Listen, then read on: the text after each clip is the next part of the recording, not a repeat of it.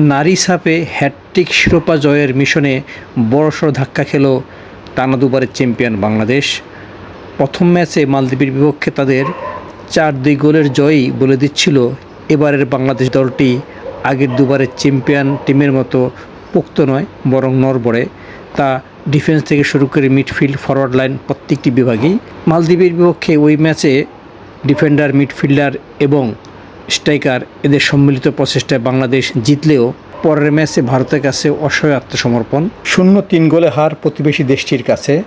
অথচ এই ভারতকেই গত 2 সাপের গ্রুপ পর্বের ম্যাচে বাংলাদেশ প্রথমটিতে 3-0, পরেরটিতে 3-1 গোলে হারিয়েছিল। বাংলাদেশের কাছে হারের ওই ধাক্কার ফলে ভারত কিন্তু শেষ পর্যন্ত ফাইনালে উঠতে পারেনি। এইবার বাংলাদেশকে সেই পাল্টা ধাক্কাই দিয়েছে ভারত। গোয়া সাপে দ্বিতীয় ম্যাচে ভারত বাংলাদেশকে 3-0 হারিয়েছে। এতে বাংলাদেশকে 7 বছর পর হারানোর সুযোগ পেল ভারত। আর এই হারের ফলে বাংলাদেশের এখন ফাইনালে খেলাটা অনিশ্চিত হয়ে গেছে। বাংলাদেশ আগের 2 সাপের সেমিফাইনালে পেয়েছিল ভুটানকে, ফলে সহজেই সেই 2 ম্যাচ জিতে বাংলাদেশ ফাইনালে উঠেছিল। কিন্তু এবার তারা পাচ্ছে শক্তিশালী নেপালকে। এই নেপালের বিপক্ষে নারী সাপের সেমিফাইনালে কখনোই বাংলাদেশ জিততে পারেনি। 2010 সালে কক্সবাজারে অনুষ্ঠিত নারী সাপে বাংলাদেশ এই নেপালের কাছে 0-3 গোলে হেরেছিল সেমিফাইনালে। এরপর 2014 সালে ইসলামাবাদে যে সাব ফুটবল বসেছিল সেখানে বাংলাদেশের সেমিফাইনালে হার এই নেপালের কাছে 0-1 গোলে। 2019 সালে অবশ্য নেপালের সাথে সেমিফাইনালে দেখা হয়নি। সেখানে বাংলাদেশ গ্রুপ পর্বে নেপালকে পেয়েছিল, আর সেই গ্রুপ পর্বের ম্যাচে বাংলাদেশকে 3-0 হারিয়েছিল নেপালিরা। সেবার সেমিফাইনালে ভারতের কাছে 0-4 গোলে হার। অর্থাৎ সেমিফাইনালে বাংলাদেশ ভারত বা নেপাল কারোর বিপক্ষে এখনও জিততে পারেনি। এবার সেই হারের বদলাকে নিতে পারবে বাংলাদেশ। 2টি সাপে এই নেপালের কাছে হেরে বাংলাদেশ ফাইনালে উঠতে পারেনি। এখন আজ বাংলাদেশের বাধা নেপাল। নারী সাপের টানা 3য় শিরোপা জয়ের মিশনে আজ যদি বাংলাদেশ নেপালকে হারাতে পারে তাহলেই তারা ফাইনালে উঠবে। ফাইনালে 5 জন প্রতিপক্ষ হিসেবে পাবে ভারতকে। আশা করা যায় ভারতকে, কারণ ভারতের আজকের খেলা সেমিফাইনাল খেলা ভুটানের বিপক্ষে। বাংলাদেশ দল ভারতের কাছে হারের পর কিন্তু অবশ্যই মানসিকভাবে বিপর্যস্ত। এর মধ্যে দলের নির্ভরযোগ্য ডিফেন্ডার শিউলি আজিম তার মা হারিয়েছেন। ভারতের গোয়াতে অবস্থান করায় মায়ের শেষকৃত্য অনুষ্ঠানে যোগ দিতে পারেননি এই ডিফেন্ডার। শিউলি আজিম বাংলাদেশ দলের নির্ভরযোগ্য ডিফেন্ডার। তিনি আফিদা অথবা সুরমা জান্নাতের বিকল্প হিসেবে নেপালের বিপক্ষে মাঠে নামার সুযোগ পেতে পারতেন, কিন্তু মায়ের মৃত্যুতে তিনি যে মানসিকভাবে বিপর্যস্ত, এই পরিস্থিতিতে কোচ তাকে খেলাবেন কি না সেটি একটি প্রশ্ন। অবশ্য দলের প্রয়োজনে পেশাদারী ফুটবলাররা খেলবেন, সেটাই আমরা আশা করি। এখন প্রশ্ন হচ্ছে, নেপালের বিপক্ষে বাংলাদেশ জিততে পারবে, নাকি নেপাল আগের 2 ফাইনালে হারের বদলা নেবে, নাকি বাংলাদেশ অতীতে সেমিফাইনালে নেপালের কাছে যে ধরাশায়ী হয়েছিল তার প্রতিশোধ নেবে? সব কিছুর উত্তরই মিলবে আজ বিকেল 4:30টায় গোয়ার মারগাঁওর জওহরলাল নেহরু স্টেডিয়ামে।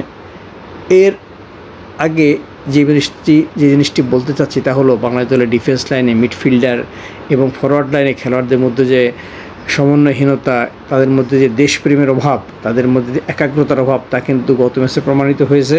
মনিকা চাকমা, তহুরা খাতুনের দিকে তো কোচ আকার ইঙ্গিতে আঙ্গুল তুলেছেন তাদের পারফরমেন্স নিয়ে, তাদের খেলার মানসিকতা নিয়ে, খেলার একাগ্রতা নিয়ে।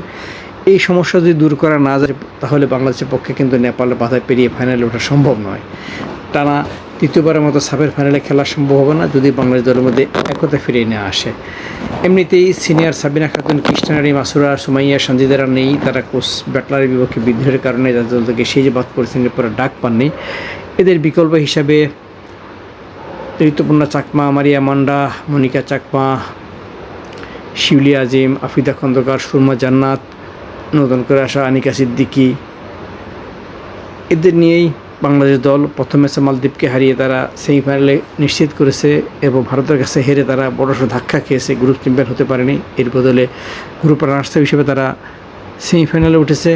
সেমিফাইনালে এখন তারা পেয়েছে নেপালকে, যারা এই গ্রুপের 2 ম্যাচ জিতে এসেছে।